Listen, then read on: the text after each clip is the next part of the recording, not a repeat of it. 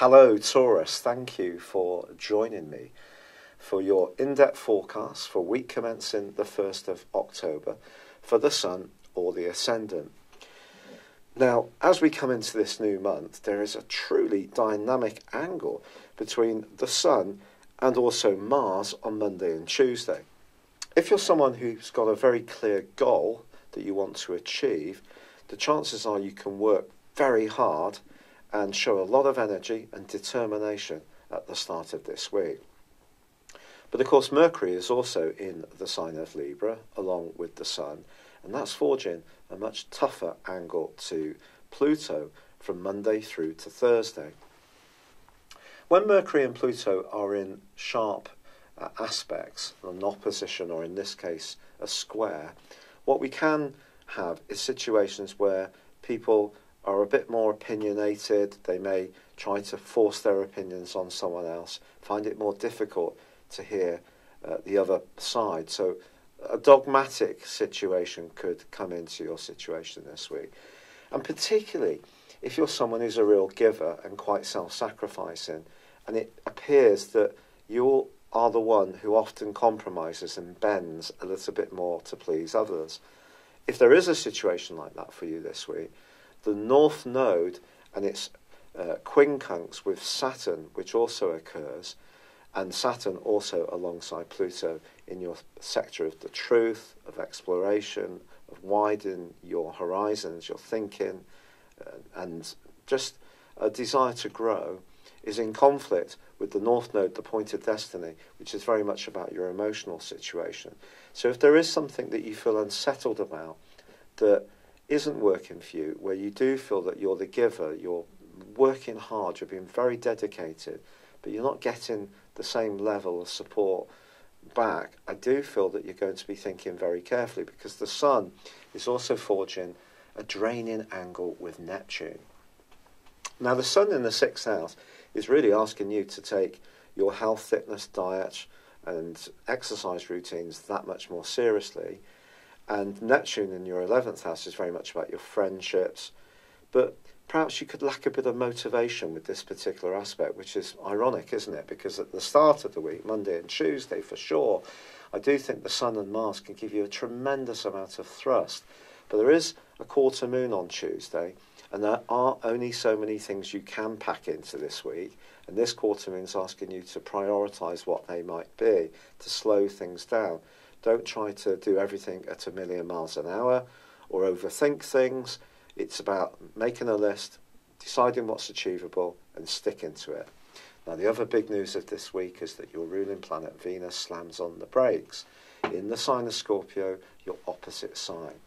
If you're unsure about a relationship, and I do feel that this balance of power between the giving and getting could be on your mind anyway, or something's become just too mundane, you're just not getting any excitement or stimulation, Venus going into retrograde through to the end of this month is seriously going to give you food for thought.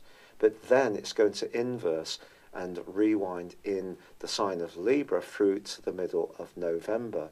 So I think that's, again, back obviously seeing you think about practicalities.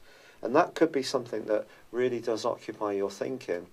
Venus won't come back to where the retrograde began until the middle of December. So it may be through to then that you're thinking about something, weighing up your options, maybe negotiating, maybe trying to get a greater flow of communication going. And with the Sun and Mercury in Libra, which is the sector of listening, it is the sign of diplomacy, you have an opportunity to engage. But I think you're going to be much more focused on the detail of things and what isn't quite working right for you. So there are some challenges this week, but there are some opportunities. And that angle between the Sun and Mars suggests that if you have an interview on those 2 days, or you need to do a presentation, you can do so with a lot of verve and conviction and can impress someone very influential. It's been a real pleasure being with you, Taurus. Thank you so much for joining me. I apologise for the cold. I'd love it if you would like or comment on this video, or if you've yet to do so, please do subscribe to this channel. Thank you. Hello Taurus, thank you for joining me for your monthly forecast for September. For the Sun or the Ascendant, I am sorry I'm delivering this a little later than is ideal. This month offers rich potential for you. There's a stunning new moon on the 9th, and on the same day, Venus, your ruler, moves into one of the most delicious parts of your scope. But it's going to be the role of Jupiter, the planet of growth, expansion, and traditionally of fortune, and Pluto, the planet of transformation, which really provides the true backdrop to this month's prospects for you, because they're going to be cooperating for the first 3 weeks of September. Jupiter can be a planet which gives us an almost heightened sense of entitlement. It can trick us into thinking that things will land in our lap without too much effort, and then makes us lack the spark to go and work hard enough. Pluto, on the other hand, is a ruthless influence, of course. If we push too hard to get what we want, sometimes people will resist us. On the other hand, people will oppress us through the energies of Pluto. But the angle between Jupiter and Pluto for you this month suggests that something can evolve for you around a relationship situation. It could be a spiritual involvement. It could be with someone that you see as some kind of guide, some source of knowledge or wisdom, or it could be on a more romantic or even friendship basis. But I do think a lot of respect will be threaded through this tie. But this is a relationship which can take on a giant amount of importance this month, and one that you can really appreciate. But in the early parts of this month, it is true to say, for the first 2 weeks in fact, that your ruler Venus is clashing with Mars, which is also, along with Pluto, in a very expansive, restless part of your situation, at least as the month begins. It's going to be important, therefore, to understand that there may be some situations around the give and take of any relationship where you feel that perhaps you're being too sacrificing, and this is having an impact on your ability to be a free spirit. I definitely think that can be threaded into the early part of this month. But on the 6th, Mercury moves into a delicious location. It's been marooned for some time in a very inward, introspective part of your situation, one which may have seen you lack a bit of confidence, not feel quite so outgoing, wanted to spend more time at home, or just mulling over your options. But on the 6th, its move into Virgo, your sister triplicity of Earth, is brilliant. And it's also going to be linking up with Uranus in your sign and also Saturn. Now, Saturn on the same day is going to end a backward journey. So even if you've had this sense that you do want to open up your world, you do want to liberate yourself from something, there is some kind of moral or legal battle that you've been undergoing in the previous half year, things can start to really lighten for you. And this wonderful grand trine forged between Mercury, Uranus and Saturn can help you to be pragmatic and yet also bring flair to bear. You're said to dislike change, but you may surprise yourself from this point about how much you can welcome elements of change into your situation, especially with the help of Jupiter and Pluto and the encouragement of that one special person. Now the 9th, as I mentioned before, sees a brilliant new moon in the sign of Virgo. This for you is all about being self-expressive. It's being about funny. It's about having social opportunities. It's about getting together with friends. And it also links into that wonderful angle between Jupiter and Pluto. So there's a lot to like here. This can also help this sense of movement, sense of evolution, but happening in a natural way that you don't have to force as hard as perhaps has seemed to be the case earlier this year. But it is also true to say that as much as there is this wonderful new moon, it is in opposition to Neptune. Neptune's the planet of dreams, and it's probably made you a lot more idealistic about the type of friends you keep and also the type of hopes for your future since 2012. So a little bit of care is needed, particularly if you're making some key decisions around your love life. I do feel there's still this sense that things can evolve positively for you, but make sure that you have all the information that you need. Don't be too assumptive about anyone else's view or situation. Make sure that you really analyse it in an exacting way, because basically Saturn in the 9th house is asking you to check over higher information, to not necessarily just take things at face value. However, it is true to say that at the heart of this month, Mars does return to a more confident, self-assertive part of your situation on the 12th, moving back into Aquarius, but it goes back from the 11th to the 20th into the clash which has gone on between the two since the second week of May. It's possible that there's someone in your world who's really, I don't want to use the word hell-bent, but it's come up. It's almost as if this person is hell-bent on stopping you evolving and changing.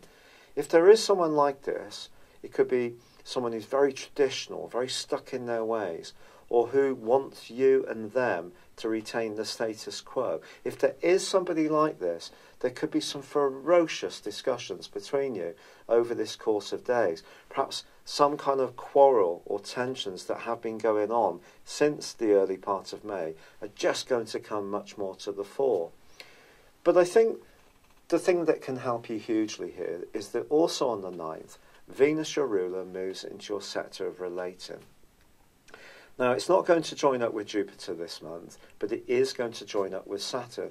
So if there is a relationship that's evolving for you, that does feel stable, that does feel that it has some kind of future potential, it means that the moves you make won't be too rash. They will be well considered. And if there is someone that you do need to move on from, this rather oppressive, restrictive person, it could be a boss, it could be a colleague, it could be a friend who tends to dominate your life rather too much. I do feel you can take some small but successive confident steps to evolve your situation in a way which is much more pleasing to you. Now, I have to be honest, the last third of this month, Taurus, is much more practical, but that's not going to worry you as an earth sign. You like to see tangible results. The Sun moves on the 23rd, the day before Mercury is moving into Libra. The Sun moving into Libra is very much about relationships in a way, but for you, it's about the reality of relationships. It's not the airy-fairy side of things. There is on the 25th a full moon, and this is going to bring into the open perhaps some issues that are a bit uncomfortable, maybe some secret stuff, maybe someone's not been quite as open with you as you would like. It may be that at work, someone's a bit of a nitpicker, but not necessarily the type of character who comes and tells you in a straight and honest way about how they feel. No, this is much more the type of character who likes to gossip and basically set up some kind of not very pleasant propaganda. So watch out for a character like that. Trust is definitely going to be an issue in this last part of the month. You need to be with people that you do feel safe and secure with. And I think feeling that you're in a relationship where someone is very transparent, they are very clear, they are very honest about what their motives, can really be something that you can thrive on, even if it is a bit blunt, it's not so sexy, it's just real. So that sense of reality around relationships is something I think you're really going to appreciate. But I don't think if someone's trying to be a big shot, trying to push their agenda on you too much, it's something you're going to be very happy with. And I do feel that generally the stars, especially in the sign of Capricorn, are pushing you to be a bit more daring and to really take ownership of your power and your destiny. I'm sorry that my energy is still so low. The rheumatoid arthritis has proved to be truly punishing, but I am doing my best. I'm so grateful for all the lovely encouragement and advice which I've listened to that's come in from you. I'd love it if you would like or comment on this video, or if you've yet to do so, please do subscribe to this channel. Thank you. Hello, thank you so much for watching my video. I'd love you to join me at my Horoscope Ace app. You can find this at www.horoscope-ace.com. You can use it through Android, iOS, Apple or Facebook. Check out your ascendant or your moon sign or download your free birth chart. There's all your favourite videos, plus there are daily, weekly, monthly and yearly horoscopes for general, love, Chinese and Indian astrology. If your passion is tarot, there's my brilliant 3-card money or love tarot readings too. And it's all there at www.horoscope-ace.com. Thank you.